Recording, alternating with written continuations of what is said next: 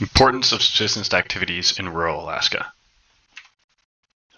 First of all, rural Alaska functions far different than the rest of Alaska, and especially compared to the rest of the United States. The cost of living is higher than the rest of the state, and this has a drastic effect on the economy of rural villages. To combat this, subsistence becomes critical for both supporting a family and also for cultural practices. Uh, and as for some legislation that's had a pretty major effect on subsistence in Alaska, there's the Alaska National Interest in Lands Conservation Act, or ANILCA for short. So, what is subsistence?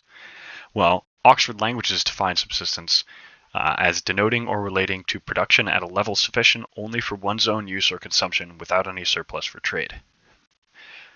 Merriam-Webster defines it as the minimum as of food and shelter necessary to support life. That's not quite accurate to how it's used in Alaska, so the legal definition for federal law is a much better definition. So that is the customary and traditional uses by rural Alaska residents of wild, renewable resources for direct personal or family consumption as food, shelter, fuel, clothing, tools, or transportation. Also used for the making and selling of handicraft articles out of non-edible byproducts of fish and wildlife resources taken for personal or family consumption, and for the customary trade, barter, or sharing for personal or family consumption. And again, that is federal law. So, how does subsistence relate to the economy? Well, food gathered from subsistence cannot be sold, it can only be bartered. So this changes how the economy works in many rural villages. This tends to lead to a more cash-based economy, but also to a more bartering-based economy as well. Most purchases used, though, in rural villages are used to reinvest into subsistence activities. Some things that are bought are ammo, fuel, fishing supplies, even snow machines or four-wheelers. So, groceries in rural areas also cost up to and beyond 1.5 times that of urban Alaska. And urban Alaska being Fairbanks, Anchorage, the Mat-Su Valley, and Juneau. So because of this, subsistence is practically required. It's not really as much of an option as it is down in urban areas. So, for comparison here, rural Alaskans harvest 36.9 million pounds of food for subsistence per year, whereas urban Alaskans harvest 13.4 million pounds of food for subsistence each year. And this is important because in 2019, 80% of Alaska's population was in 5 boroughs, that being 40% in Anchorage, 15% in the Mat-Su borough, 13% in Fairbanks North Star borough, 8% in the Kenai Peninsula borough, and 4% in the city and borough of Juneau. So, while 80% of the population is in these 5 boroughs, those all being urban areas, they take up about a third of the harvesting of food for subsistence. So, now you may be wondering, what is harvested? Well, 60% of subsistence harvest are fish. And of those fish, typically salmon, halibut, herring, whitefishes, cod, and Arctic char or Dolly Varden are the primary ones caught. As for land mammals, caribou, deer, bears, dull sheep, mountain goats, and beavers are what are primarily hunted for land mammals. Marine mammals are also hunted. Of these is going to be seals, sea lions, walruses, and whales. But all of this is going to be dependent on where you are in Alaska.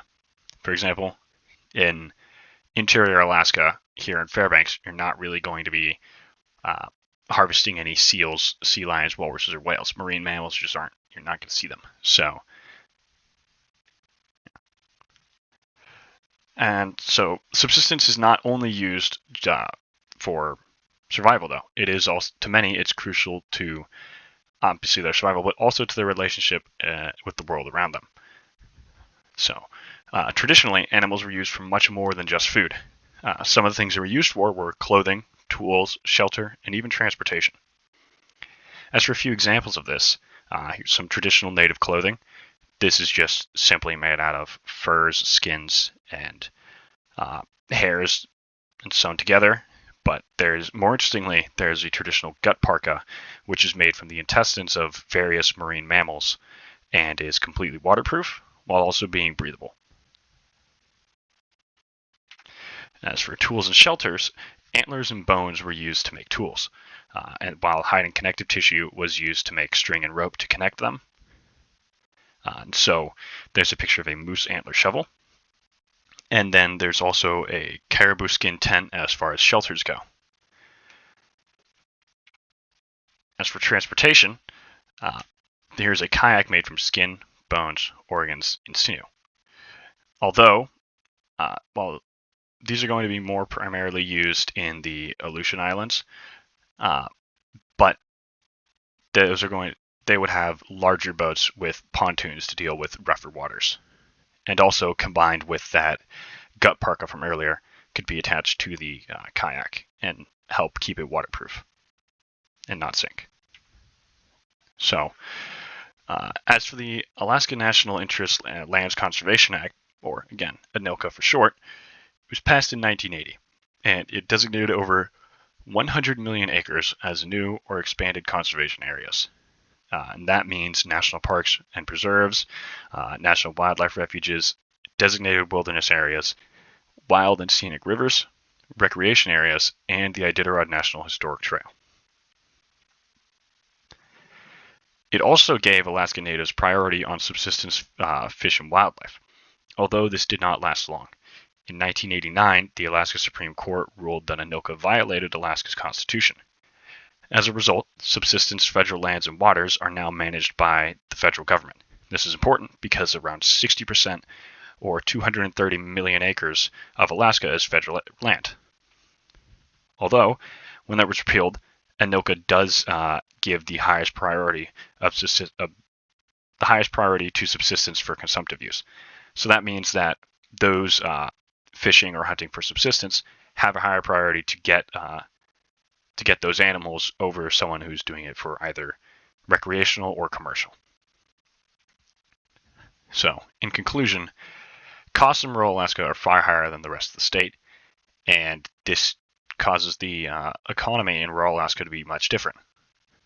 So, and because of that, subsistence is necessary to survive, but also for tradition. And while subsistence is the highest priority for consumption and is largely managed by the federal government due to ANILCA and its changes in the